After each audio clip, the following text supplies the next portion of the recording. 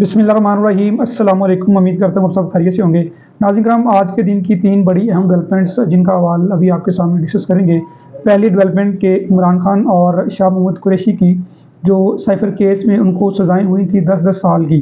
आज उस trial court के फ़ैसले के ख़िलाफ़ इस्लामाबाद हाई कोर्ट में उन्होंने अपील दायर की और उस अपील की हियरिंग की। जो भी आज हालात रहे, जो आज वहाँ पे आर्गूमेंट्स हुए, एक तो उसका हवाल आपसे डिस्कस करेंगे और दूसरा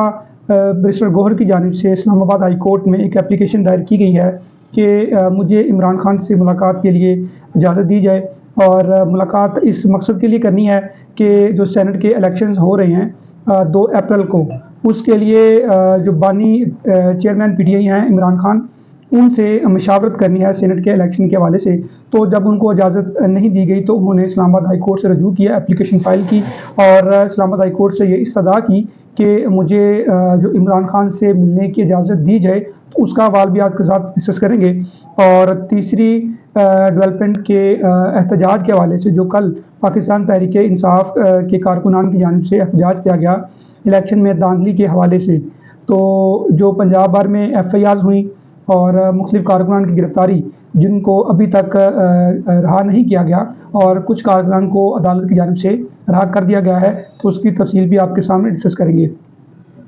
पहले हम बात कर लेते हैं कि इमरान खान की और शाह महमूद कुरैशी की साइफर केस में शाह महमूद कुरैशी और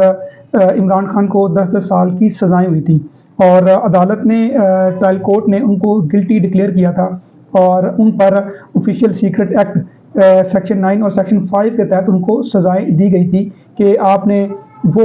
पब्लिकली आपने जो इंफॉर्मेशन जिसको आपने रेज़ किया, आपने ऑफिशियल सीक्रेट एक्ट की खिलाफ वर्जी की है। इसलिए अदालत ने ट्रायल के ज़रिए, एविडेंस के ज़रिए एक प्रॉपर प्रोसीजर अडॉप्ट करने के बाद उनको सज़ा दी और उस सज़ा के ख़िलाफ़ आज पाकिस्तान तहरीक इंसाफ की जानिब से अपील दायर की गई थी इस्लामाबाद हाई कोर्ट में। और इस्लामाबाद हाई कोर्ट में 2 रुकनी बेंच, जिसमें जस्टिस आमिर फ़ारूक और जस्टिस मियाँ गुलजेब साहिब इसमें समाअत कर रहे थे और अदालत में ये पॉइंट रेज़ किया गया प्रोसिक्यूटर FIA की जानिब से कि ये अपील जो है काबिल समाअत नहीं है।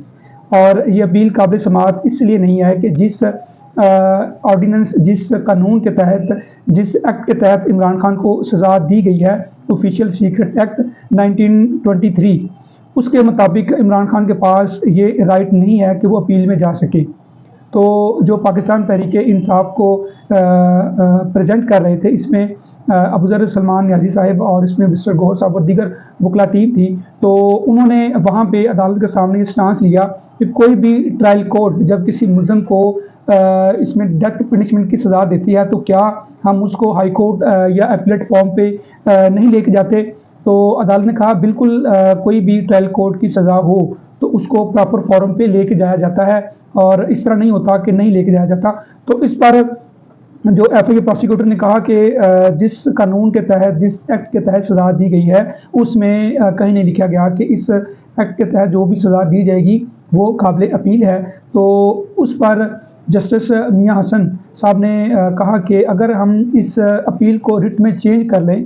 इस रिट को अपील में तब्दील कर लें, तो फिर ये जो है काबिल समाअत हो जाएगी। और इसी तरह ही होता है कि अगर वो कह रहे हैं कि ये अपील काबिल समाअत नहीं है तो रिट के थ्रू आना पड़ेगा। तो अदालत ने कहा कि हम इसको रिट की सूरत में भी समाअत करने को तैयार हैं। तो फिर जो है इस समाअत में अदालत ने ये पॉइंट्स रेज़ किए, प्रॉपर आर्गूमेंट्स होते रहे और जो पाकिस्तान तहरीक इंसाफ की जानिब से वकला टीम थी, उनको प्रॉपर अदालत को असिस्ट करते रहे कि इस तमाम तर ट्रायल जो कि ऑफिशियल सीक्रेट एक्ट के जज साहिब ने किया है, उसमें पाकिस्तान तहरीक इंसाफ के जो बानी चेयरमैन हैं, उनको ना प्रॉपर हियरिंग का मौका दिया गया। उनको बगैर सुने, बगैर जो वो एविडेंस पेश करना चाहते थे, उन पर जो एविडेंस है वो भी इनडायरेक्ट की गई और उनको ये तमाम तर जो प्रोसीजर है कोर्ट का वो इनडायरेक्ट किया गया। और इवन के स्टेट की जानिब से प्रोसिक्यूटर पेश किए गए, उन्होंने ही जिरा की है। एक तरफ तो स्टेट मुद्दई है, दूसरी तरफ अक्यूज़ की जानिब से भी स्टेट ने ही इसको डिफेंड किया है। तो ये किस तरह हो सकता है कि एक केस में मुद्दई भी स्टेट हो और डिफेंस काउंसिल की जानिब से ही स्टेट उसको रिप्रेजेंट करे। तो इस तरह ये अदालत को ब्रीफ बना के बताया कि बहुत सारी इलीगैलिटीज़ हैं इस जजमेंट में, तो इसको कलदम डिक्लेयर किया जाए, और अदालत ने इस समाअत को मुलतवी कर दिया और फर्दर जो भी इसमें डेवलपमेंट होंगी वो भी फिर आपके साथ शेयर करेंगे। और दूसरी डेवलपमेंट के बैरिस्टर गौहर ने आज इमरान खान से मुलाकात करने की कोशिश की, लेकिन जेल हुकाम की जानिब से उनको रोक दिया गया कि आप इमरान खान साहब से मुलाकात नहीं कर सकते। तो फिर उनकी जानिब से आज इस्लामाबाद हाई कोर्ट में एक दरख्वास्त दायर की गई है कि बानी चेयरमैन इमरान खान से मुलाकात करने की इजाज़त दी जाए, और ये उसमें स्टांस लिया गया है कि जो सेनेट के इलेक्शंस होने जा रहे हैं उसमें इमरान खान से मुशावरत करनी है, चूँकि वो बानी चेयरमैन है पाकिस्तान तहरीक इंसाफ के, इसलिए जो मुशावरत के हवाले से किस कैंडिडेट को कौन सी जगह पे कौन सी सीट पे लाना है, तो बहुत सारी मुशावरत करनी है। और दूसरा, उस दरख्वास्त में ये स्टांस लिया गया कि कुछ डॉक्यूमेंट्स भी अंदर लेके जाने की इजाज़त दी जाए, ताकि जो है ब्रीफ बनाया जा सके और डिटेल के साथ मालूमात इकट्ठी की जा सके। और तीसरी डेवलपमेंट के एहतजाज के हवाले से, जो कि पाकिस्तान तहरीक इंसाफ ने कॉल दी थी कि एहतजाज